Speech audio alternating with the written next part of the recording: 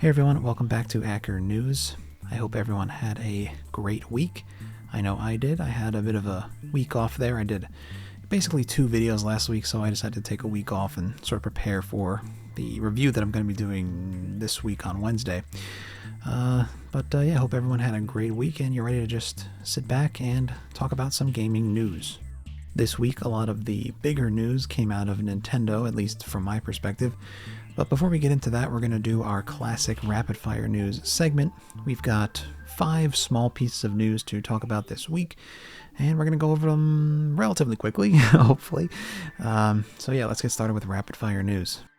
First up, as you may have already heard from other gaming news sites or YouTubers talking about it, we have the fact that Nintendo's video on the Nintendo Switch Online Plus expansion pack, the overview trailer of that, has become their most disliked video of all time on YouTube. Now, it has, at the time of recording this video, 18,000 likes and 166,000 dislikes, so that's a pretty big discrepancy there. Definitely not what you want to see if you're Nintendo. Now, the reason behind this, obviously, as you probably already know, is the pricing model of this expansion pack for the Nintendo Switch Online service. The base model being $50 and the family plan being $80. So obviously not a lot of people were too happy with that, and that led to the situation that we have here today. Honestly, from my point of view, this outcome was inevitable because they more than doubled the price of the Nintendo Switch Online service, and obviously not a lot of people are going to be happy with that. I feel like even Nintendo knew that they weren't going to be happy with that because they've left the video up and they haven't re-uploaded it. If you didn't know, Nintendo has a history of, taking down old videos, or maybe not taking them down, but just re-uploading the video to try to, even out the likes to dislikes a little bit to, better represent their products or whatever. But they haven't done that this time around, so I'm assuming this was either, within their expectations, or they've just kind of decided to stop doing that because everyone always calls them out on doing that, and they just kind of gave up. But I don't know, maybe they'll change it based on this outcome. Maybe they'll change the pricing, but I'm not too hopeful on that front, obviously, because it's Nintendo. Sticking with Nintendo for our next bit of rapid fire news, we have something that kind of just stuck out to me on Twitter. I saw it and I was like, oh, that seems pretty interesting, so I decided to slip it in here, as I usually do with these sort of weird things that I find on Twitter. But yeah, we have the introduction of some new menu items to the Kirby Cafe. If you don't know what the Kirby Cafe is, it's a series of cafes in Japan that are themed after Kirby, as, a big surprise there. But at this Kirby Cafe, they have menu items that are themed after Kirby and the Kirby games, the enemies, items, all that kind of stuff. And they cycle out these menu items on a seasonal basis, that type of thing. And here this winter we have a bunch of new menu items. There's one that, personally, the first one that I saw and I was like, oh, that looks really cool, is like this wispy tree. Looks like maybe it's a dessert, but I'm not even sure. There's so much going on here. It looks like you got like Waddle Dee there. He's fishing. There's a big wispy tree in the background. A couple of fruits and some, like a Christmas tree or something. But yeah, that looked really cool to me. There's like a Kirby themed hamburger, maybe it looks like. And then there's like a maximum tomato there. some stars. It looks like maybe a vegetable dish or a pasta. We've got a roast beef dish in the back here with like some sort of soup with Kirby's face on it. But yeah, I think you guys get the picture there. I'll probably put some pictures of the menu items up on the screen there so you guys can check them out. I'm assuming no one that watches this video is going to go and actually try them out, so at least you can look at them. They do look very nice. Yeah, I just thought it was kind of interesting, so I decided to share it with you guys here. Next up, we've got a little bit of a sidetrack, if you will, from all of the Nintendo stuff. We're going to be talking about Forza Horizon 5 and the unlockable horns that you can acquire in that game, 10 of which are themed after different video game series that you may or may not have heard of in the past. They range from games like Halo and Killer Instinct to Banjo-Kazooie and Battletoads. Obviously all Microsoft-owned franchises because this is a Microsoft-published game, I guess. But yeah, so there's a video from Video Game Chronicles that I will put in here now so you guys can hear the different horn sounds and kind of get an idea of what we're talking about here.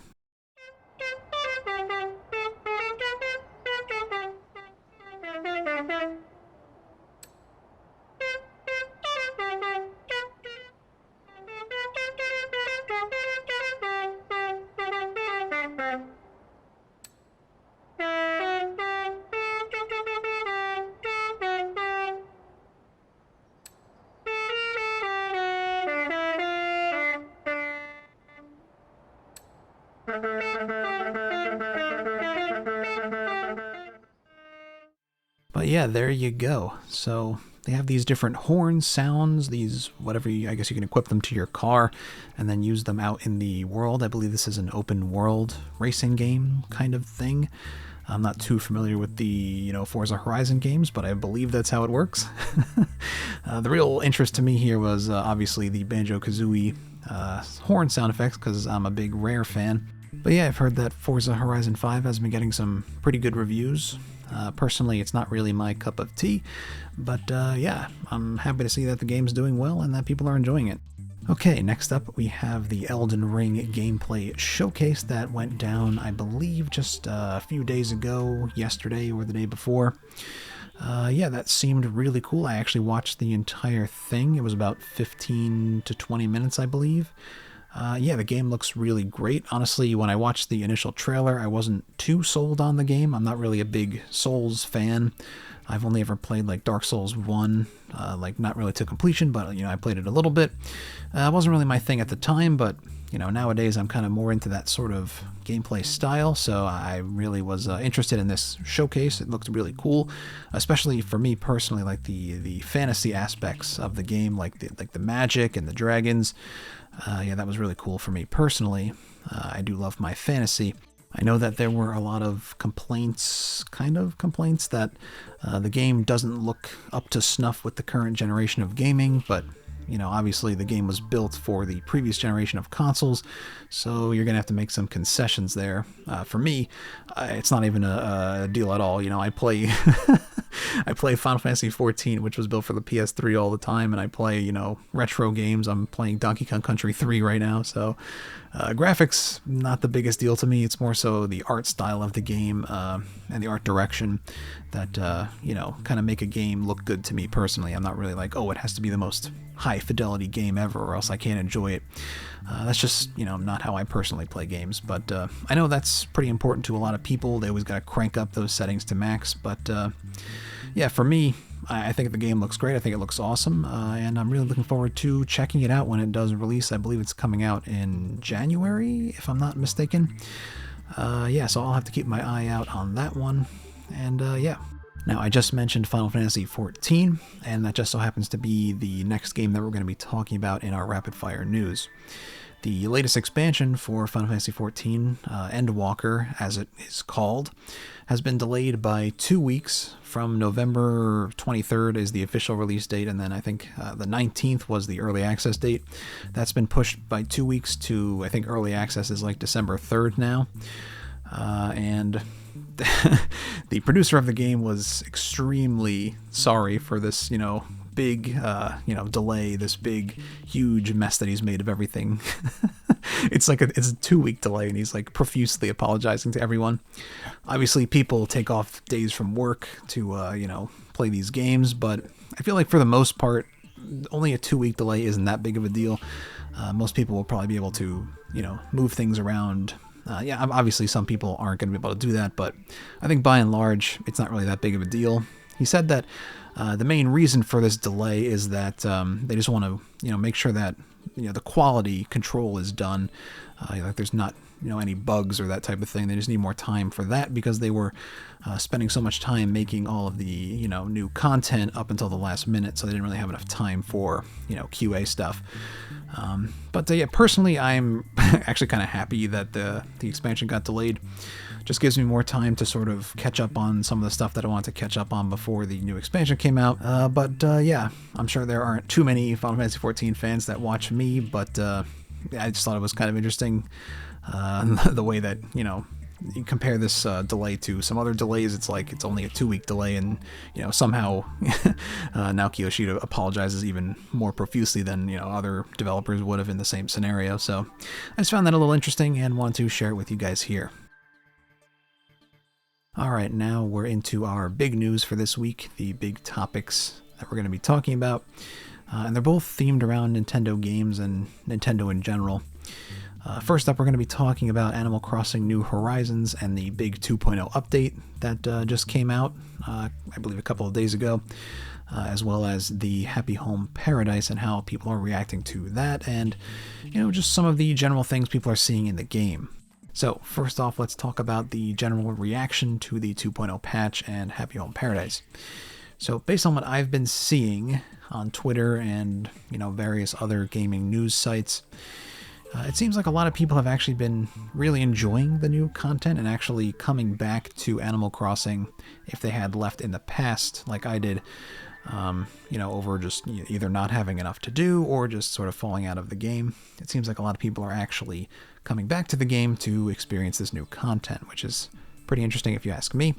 Personally, I haven't come back yet, but I probably will, if not right after this video when I have to record B-roll or, sometime later this week.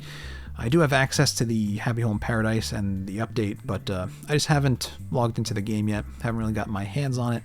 I'll probably put like a little note up on the screen now if I enjoyed it, but there you go there. As far as things that people have been, reacting to positively, in a specific sense, it seems like a lot of people enjoy the new camera app.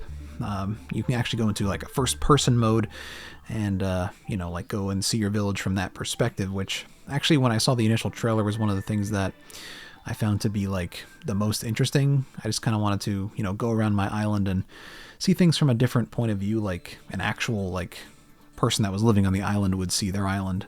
I don't know, it just seemed kind of interesting to me, and it seems like a lot of people have been having a lot of fun with that.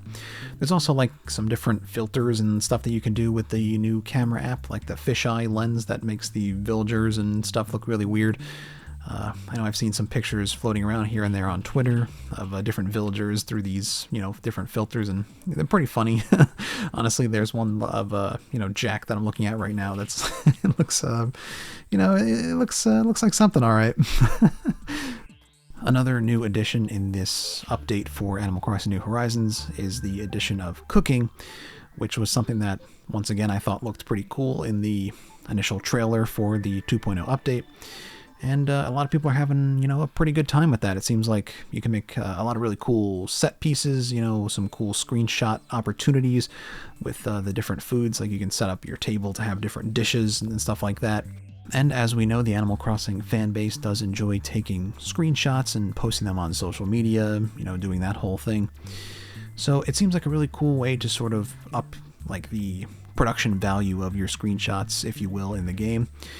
And, just being able to take different ingredients that, maybe in the past you may not have been able to use so much of, and, giving them a new life as cooking ingredients is a cool way to sort of make the game more, how do you say this? More complete, I guess, would be the best way to say it. Like, there were certain items in the past that, you wouldn't really use for anything at all. They were just kind of garbage and you just throw them out. But a lot of that has been, sort of readapted into cooking ingredients that you can use now for cooking. So I think that's a pretty cool way of expanding the gameplay of Animal Crossing New Horizons. But it's not all good news. There are some downsides to the stuff that's coming out about this new patch. One in particular was the ordinances, like the late night ordinance that you can put for your town, where villagers are supposed to sort of come out at night instead of during the day, so that you can, if you're a night owl, you can actually come home and play the game and actually have your villagers there and not just sleeping every time you come home and want to play Animal Crossing New Horizons. I know that was something that I personally experienced a lot when I played, and it seemed cool that they were going to introduce this ordinance system so that you can say, I actually want to see my villagers, but it seems like it hasn't really worked out as a lot of people had been expecting it would. Based on what I've heard, it seems like there really isn't any change, even if you sort of enact this nighttime ordinance to have your villagers come out during the nighttime as opposed to during the day. It's basically just the same as it was in the past, where there's just like one or two villagers out and about during the nighttime, and the rest are just active during the day. Obviously, that's not really the greatest scenario for someone who just kind of works during the day and then comes home and wants to play Animal Crossing, and then just, there's nobody there still. So I don't know if it's a bug or what, but not really the greatest improvement, quote unquote, from Nintendo there. And the last piece of news about Animal Crossing New Horizons is that Happy Home Paradise will be that game's one and only paid expansion, and there will be no further updates, as they said in the Animal Crossing Direct. Now, when I was watching the Direct, a couple of weeks ago, whenever it was, I thought the prospect of, future expansions for the game was pretty interesting, and I thought that would be pretty cool and a good way to, expand the game a little bit further. Expansion pack, expand, you're going to be expanding the game. But it seems like that's not the route that Nintendo wants to take, obviously. Honestly, I'm a little bit disappointed, and takes away a little bit of the, the desire for me to come back to the game, because, I just know that there's not going to be anything more past this point. So I'm sure they're developing a new Animal Crossing game, so it's kind of like, do I wait for that game, or do I just, sort of bide my time with what we have now on New Horizons? I guess it depends on how much new stuff is there to keep me interested in the game, how, interesting is Happy Home Paradise. But as it stands right now, I'm not really sure on that, so I guess we'll have to see. Alright, now for our last piece of big news, we're going to be talking about the second quarter financial results and corporate management policy briefing for fiscal year ending March 2022 that Nintendo put out just a few days ago on November 5th, 2021. And the first thing we're going to be taking a look at from this briefing, if you will, is this infographic that Nintendo put out. You may have seen it on other YouTube channels and, in other gaming news sites, but it shows that there's going to be a new system from Nintendo in the year 20XX, or, sometime between now and 2099. So that's pretty cool to see, right? We're getting a new system. I mean, obviously we knew that there's going to be a new system at some point, but kind of counteracts what they were saying about, not developing anything. Right now we're only focusing on the OLED and the Switch family of systems, but apparently there's going to be a new integrated hardware, software, next gaming system coming in 20XX sometime in the next, 70 years or so. Probably sooner rather than later, but, don't want to get ahead of ourselves here. Nintendo also, in this briefing, put out sort of a statement about the Nintendo Switch Online Plus expansion pack ordeal. Not really, but they said, last month we released Nintendo Switch Online Plus expansion pack, a new membership plan that adds content to the existing service. Not really true, but sure. Going forward, we will continue to improve and expand both Nintendo Switch Online and Nintendo Switch Online Plus expansion pack, striving to provide services that satisfy consumers.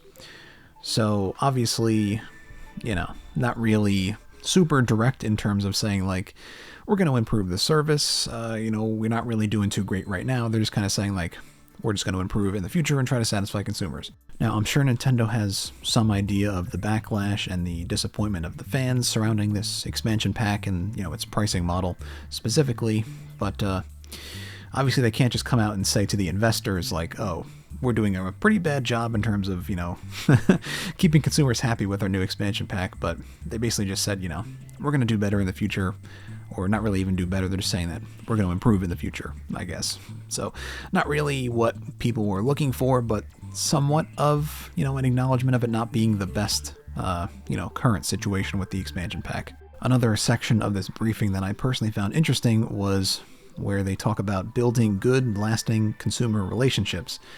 Now, that's honestly something that Nintendo is not really known for to a large degree. Like, they have 3 points here. It's bring smiles to generations of consumers through compelling, interesting, and unique entertainment experiences, anticipate and meet the needs and wants of consumers by continuing to develop our IP and value-added services. That's not looking too great right now.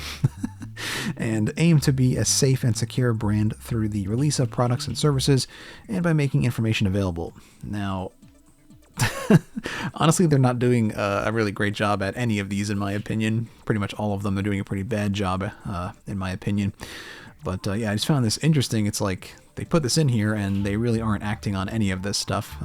I can't really say that they're building good, lasting consumer relationships with any of their consumers right now, with the way they're sort of, saying, oh, we're just going to more than double the price of the expansion pack, and we're going to release it in an unfinished state. And we're just going to do cease and desists on pretty much everything, even if it doesn't really affect our IPs.